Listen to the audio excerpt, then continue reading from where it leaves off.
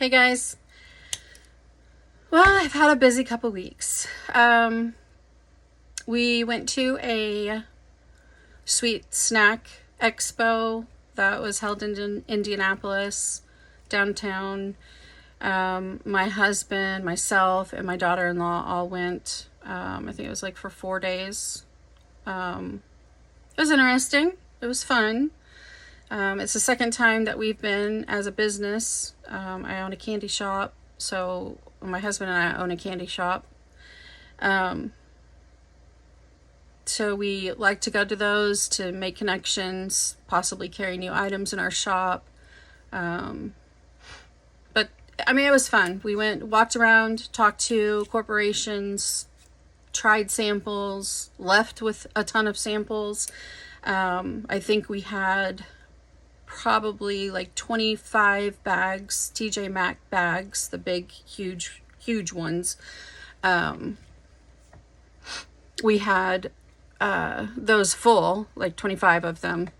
I'll show some clips of our journey. But it was fun. It's always great to go. I always am inspired to carry new things, or my daughter-in-law makes candy also, so she was inspired to try making different things, from what she'd seen. Lots of people there, lots of mascots, a lot of new items. It was fun. We did good. My husband and I bickered a little, and then I nagged a lot.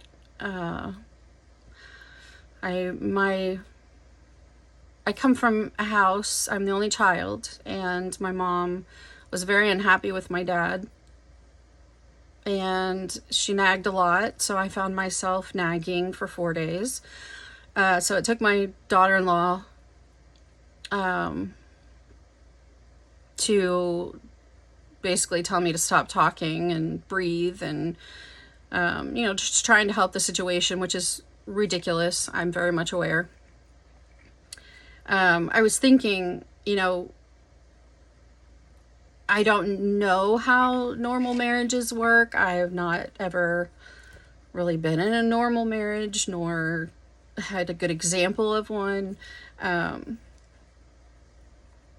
With that being said, though, I'm very much aware of what a marriage should look like. And I found myself being annoyed that I was annoyed, if that makes any sense. I was very annoyed at myself for not being able to overlook the things that he would do that would drive me crazy.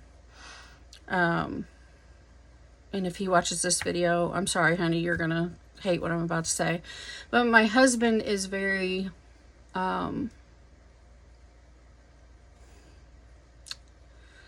he does not worry about what people think of him. He does not, he's not very much aware of how he looks as far as the things that he does.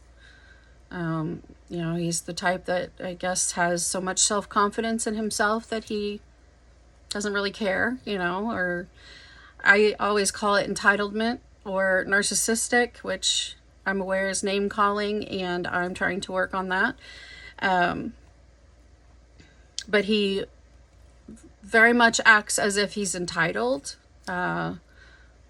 Example being, we're standing at a booth to talk to the corporation, and there's, a big bowl of samples on their table, and we're standing there waiting our turn to talk to them, with people ahead of us who are talking to them at the moment. And my husband just kind of reaches through them, over the top of them, to grab a handful of whatever the sample was to put in his bag. That type of stuff, to me, is so rude, and it is embarrassing. And for some ungod known reason, I think that it is my responsibility to say something or do something. which in turn, makes me upset because it's not my job. And it's one of the things about this marriage that I find that I really need to work on is minding my own business, working on myself, not worried about what others are doing. Just stuff like that. And don't get me wrong, I love my husband. I want him to be happy. But I also don't want to be in a relationship where that's what I do, is sit and analyze what someone else is doing wrong and only being able to focus on that. It's embarrassing to me. He backs up into people without turning around, making sure there's nobody behind him. He rides the car in front of us ass till they get in the other lane. It's just, to me, it feels like a sense of entitlement, and I just can't. It goes right through me. You go to dinner and he's shoveling, not even breathing in between bites, when we're there to enjoy our time sitting there. So I've realized that I can't, and I'm just being 100% here, I can't stand that about me. I can't stand the fact that I worry what someone else is doing to that degree.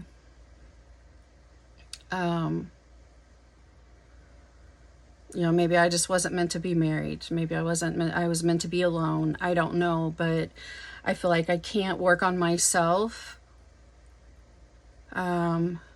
whilst that is going on, because it's hard for me to focus and, focus on myself. And I feel like I really need to do that. I need to become a better person. But we survived. Overall, we had a decent time. It was nice. And, like I said, we came home with so much stuff, passed out to family and friends, and we still have so many samples and products that were given to us. I did manage to get 3 shelves, like $300-$400 shelves, display shelves for my shop, for free. So that was nice. But yeah, it's been a busy 2 weeks. I've went through my storage.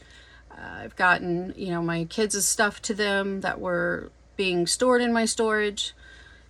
I've continued to pack and go through things. My son's getting my room prepared, which I'm super excited for. I am struggling with 50 years of my life being reduced to a small room. That's going to be very difficult, but that's not going to be forever.